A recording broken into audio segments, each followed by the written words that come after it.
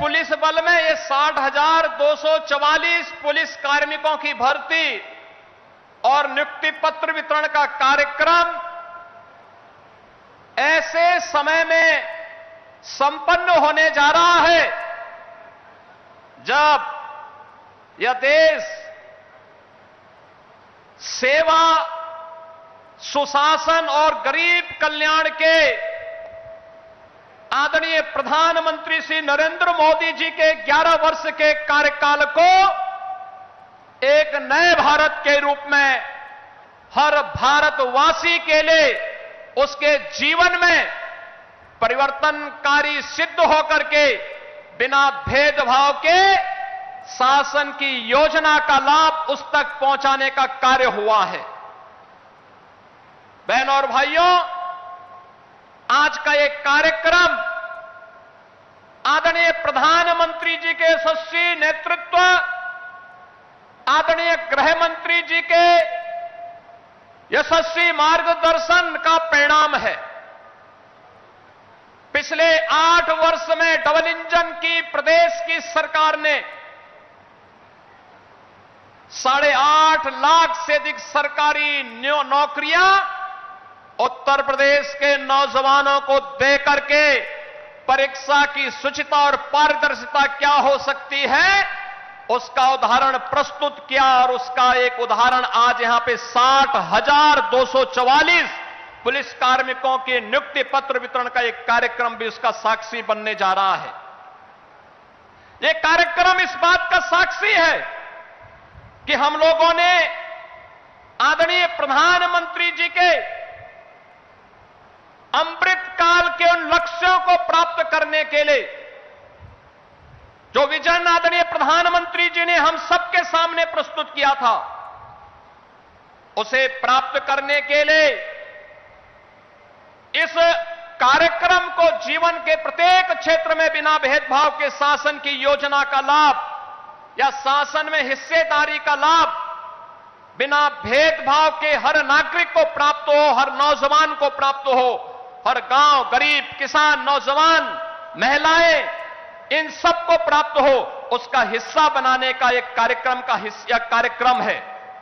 यह केवल एक प्रशासनिक आयोजन नहीं, यह कार्यक्रम उत्तर प्रदेश सरकार के अंदर आदरणीय प्रधानमंत्री, आदरणीय गृह मंत्री जी के उस विजन को प्रभावी ढंग से लागू करने का कार्यक्रम है, जो हमारी सामाजिक प्रतिबद्धता, सुशासन की सिद्धि और सुरक्षा के संकल्प का यह एक जीवंत उदाहरण बन रहा है।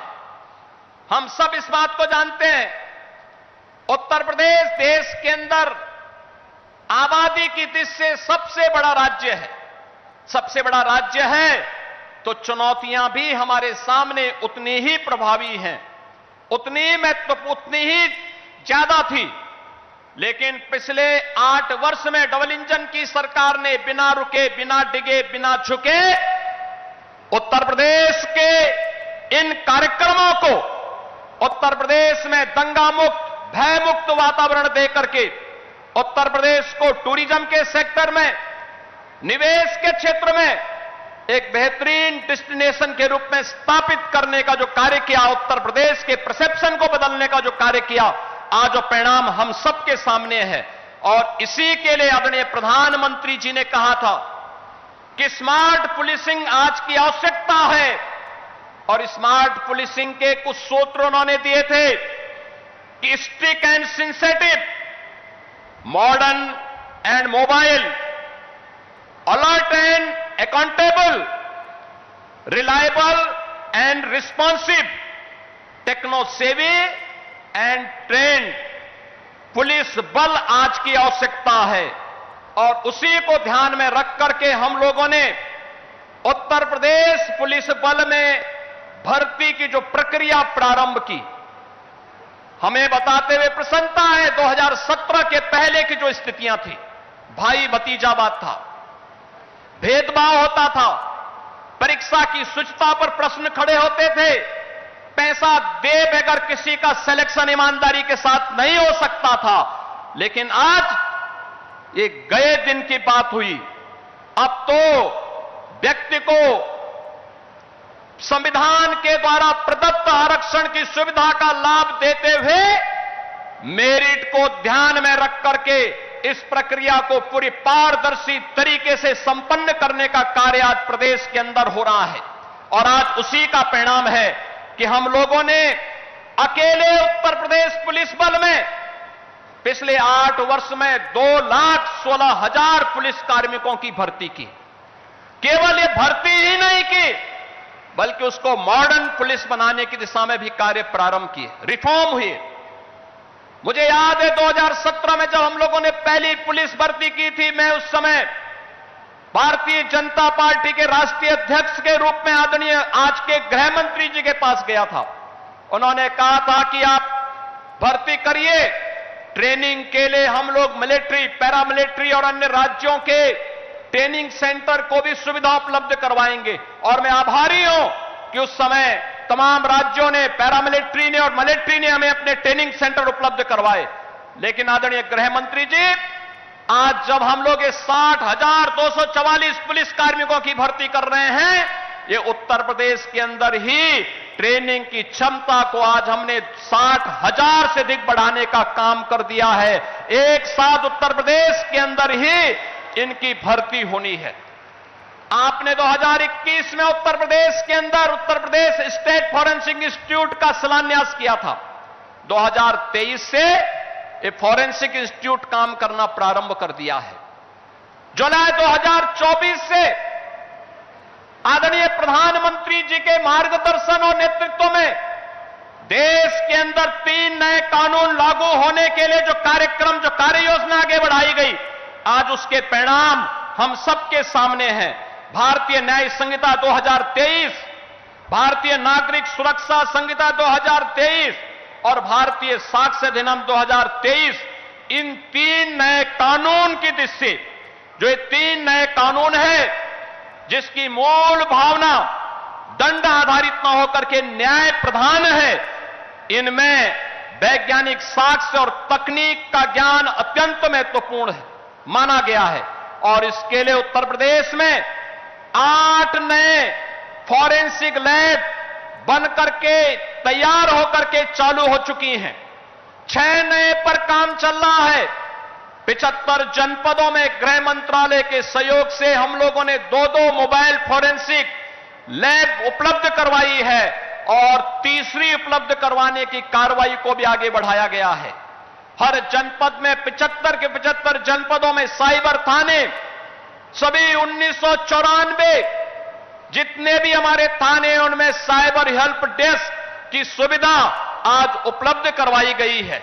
ये सभी इस दृष्टि से जो आदरणीय प्रधानमंत्री जी का विजन है, उस विजन को आगे बढ़ाने के क्रम में ये सभी कार्यक्रम सफलतापूर्वक आगे बढ़ाने का कार्य हो रहा है।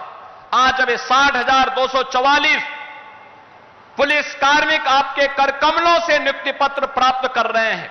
स्वाभाविक रूप से इनके जीवन की जो तमन्ना थी, इनके माता पिता का, इनके अभिभावक के जीवन की जो एक आस थी कि ये भी पुलिस बल का हिस्सा बन सके, और यह आज उत्तर प्रदेश में आदरणीय प्रधानमंत्री जी और आपके कारण यह साकार रूप से होते हुए दिखाई दे रहा है कि गरीब से गरीब परिवार का बेटा भी, चाहे वह जनजातीय परिवार में हो, चाहे वह वंचित और दलित परिवार का हो, चाहे वह अति पिछड़ी और पिछड़ी जाति से जुड़ा हुआ हो, चाहे वह बेटियां हो, ये सभी इस पूरी पुलिस भर्ती में बिना भेदभाव के उनसे सभी को स्थान प्राप्त हुआ है। और आज वे लोग पुलिस भर्ती का हिस्सा बनकर के इस पूरे अभियान का हिस्सा बन रहे हैं। वे भी उत्तर प्रदेश के 25 करोड़ लोगों की सुरक्षा में सहायक बन पाएंगे। यह दृश्य आज हम सबको यहां पर देखने को मिल रहा है।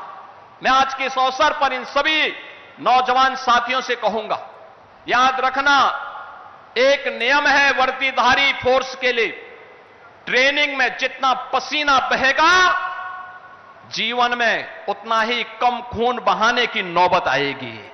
और मुझे लगता है इस ट्रेनिंग के साथ, उस जवाबदेही के साथ हमें आज पुलिस का व्यवहार, दोस्ताना व्यवहार, कॉमन मैन के साथ जितना संवेदनशील हम बन सकते हैं उनकी समस्या के समाधान करने के लिए महाकुंभ में जो भी आया उसने पुलिस के व्यवहार की तारीफ की।